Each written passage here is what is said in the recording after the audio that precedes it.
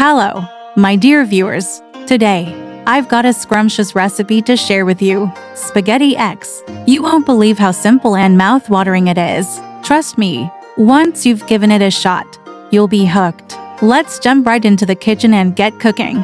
First off, we need to create the base of our dish. This involves cracking eggs into a pan, seasoning with black pepper and salt, and stirring it all together with a bit of oil. It's as easy as that. Next up, we're going to add some seafood to the mix. Just drop in some shrimp and gizzard into the egg mixture. Let all these flavors melt together beautifully. Don't worry about cooking the shrimp thoroughly. We'll take care of that later. Now, it's time for the star of our show, spaghetti. Drop a generous amount of spaghetti into the pan and let it cook alongside the eggs and seafood.